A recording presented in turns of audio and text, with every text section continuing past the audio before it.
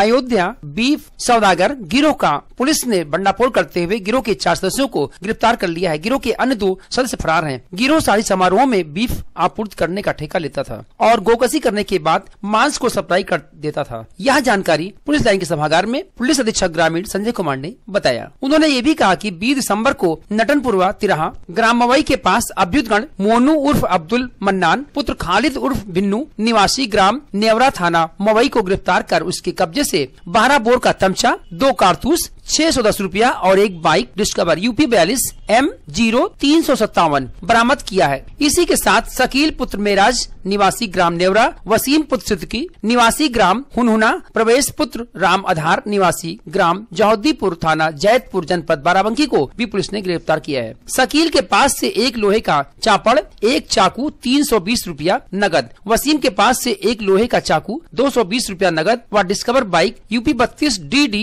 6143 और प्रवेश के पास से 110 रुपया नगद, एक पिकअप वाहन यूपी 41 AT 2296 बरामद किया गया है। पिकअप की जब तलाशी ली गई तो उसमें से एक ठिया, एक कुल्हाड़ी, एक डंडा, 6 नायलॉन की रस्सी, प्लास्टिक व जूट के 5 बोरी बरामद हुए हैं। इस संबंध में दोषी पुलिस के खिलाफ विभागीय कार्रवाई के लिए उच्च अधिकारियों को लिखा जा रहा है। उन्होंने यह भी बताया कि मोनू उर्फ अब्दुल मन्नान शातिर किस्म अपराधी हैं तथा मवई थाना में इसके खिलाफ 16 मुकदमे पंजीकृत हैं। शकील व वसील के विरुद्ध 4 मुकदमे पंजीकृत हैं। वरिष्ठ निदेशक ने बीफ सौदागर गैंग का खुलासा करते हुए पुलिस दल को 10,000 रुपए का इनाम देने की घोषणा किया है।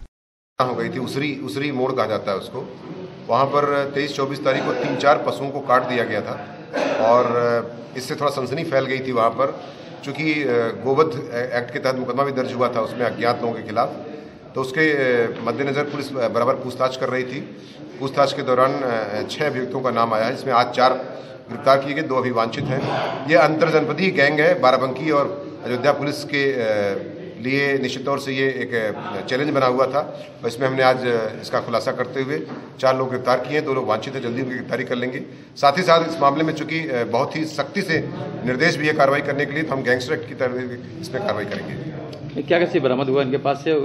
आप देख रहे हैं कि इनके पास से एक मुलजिम के पास से इनके 16 मुकदमे हैं, किसी के खिलाफ 4 मुकदमे हैं, किसी के खिलाफ 6 मुकदमे हैं और ये काफ़ी शातिर अपराधी हैं और इनके पास से तमंचा वगैरह भी बरामद हुआ है और 315 बोर का, और साथ साथ रस्सी और ठिया जहाँ पर काटते हैं तथा वो सामान जो आरी होती है या जो कुल्हाड़ी होती है वो सब बरामद हुआ है। तो इस तरह से पूरी हम एक जो गैंग है उसको हमने निप इन द बड करने का प्रयास किया है ताकि कोई मतलब भविष्य में ऐसी गलती ना करें या भविष्य में ऐसा अपराध ना हो सके जिससे कि एक सांप्रदायिक दृष्टिकोण से कोई संवेदनशीलता बन सके। मुख्य रूप से सर क्या उद्देश्य था इनका?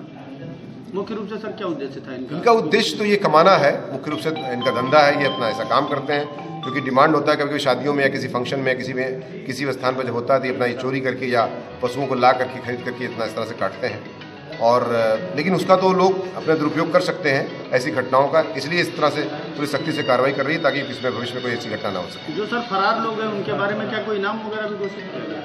अभी नहीं घोषित किया गया है, लेकिन हम इसमें अगर इनकी गिरफ्तारी नहीं कर पाते हैं जल्दी तो निश्चित तौर से इनाम की कार्रवाई की जाएगी। देखिए, इसमें कुछ सूचनाएं मिली थी कि कुछ पुलिस वालों से मिली भगत कहीं कहीं सूचनाएं देते हैं इन तरह के लोगों को, तो वो उनके खिलाफ हम लोगों ने जो है रिपोर्ट भेजने का और गंभीर रूप से सूचनाएं एकत्रित करके उनके खिलाफ विधिक कार्रवाई और उनके खिलाफ विभागीय कार्रवाई करने के लिए हमने रिपोर्ट प्रेषित कर दिया है। कितने लोग हैं? अब मैं इसकी खुलासा भी नहीं कर रहा हूँ जानबूझ करके, लेकिन यह कि अभी 3 लोगों के नाम आए हैं जिनके खिलाफ हम विधिक रूप से और विभागीय कार्रवाई के लिए रिपोर्ट प्रेषित।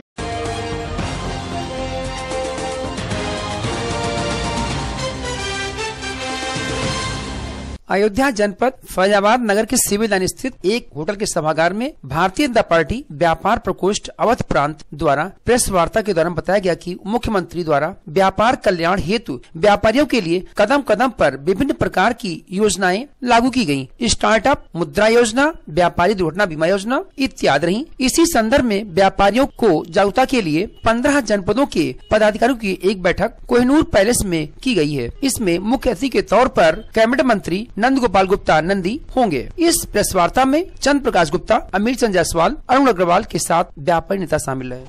हम माननीय अपने एसएसबी मुख्यमंत्री श्री आदित्यनाथ योगी जी को अपने दिल की गहराइयों से व्यापारी समाज बंधु भाइयों की तरफ से और प्रदेश के कोने कोने से जो हमारे व्यापारी बंधु भाई हैं उनकी तरफ से मैं उनको धन्यवाद ज्ञापित करता हूं और मुबारकबाद करता हूं, क्योंकि उन्होंने जो आज विगत देश की आजादी से उत्तर प्रदेश में तमाम सरकारें विपक्षी आई और उन्होंने उनके लिए हम लोग ने लड़ाई लड़ा कि एक हमारी समस्याओं को सुनने के लिए एक बोर्ड का गठन हो।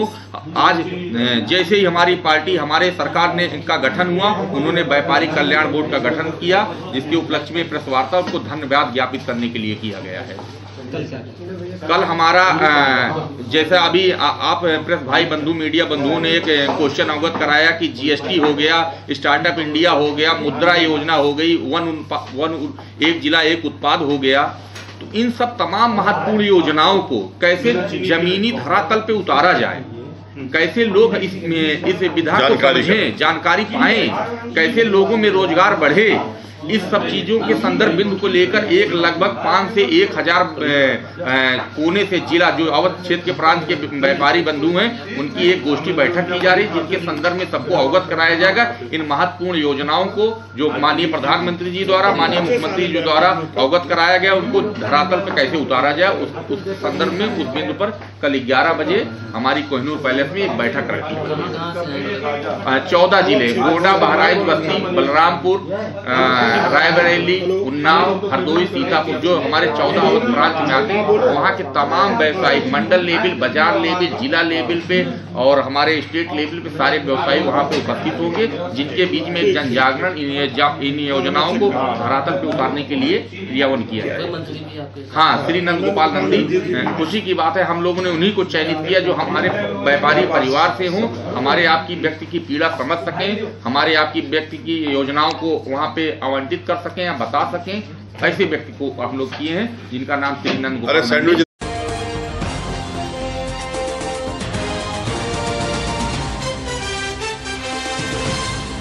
अयोध्या नगर में स्थित केएम मेमोरियल स्कूल में उत्तर प्रदेश सरकार द्वारा चलाए जा रहे स्वास्थ्य मिशन के तहत खसरा व रूबेला टीकाकरण का शिविर लगाया गया, जिसमें लगभग 30 से 40 बच्चों को टीके लगाए गए। विद्यालय के प्रबंधक प्रतीक श्रीवास्तव ने बताया कि सरकार की योजना जन जन तक पहुंचनी चाहिए। इस अवसर पर एएनएम हेमा सुंदरम व प्रेमलता आंगनबाड़ी कार्यकर्त्री के साथ विद्यालय परिवार शामिल रहा।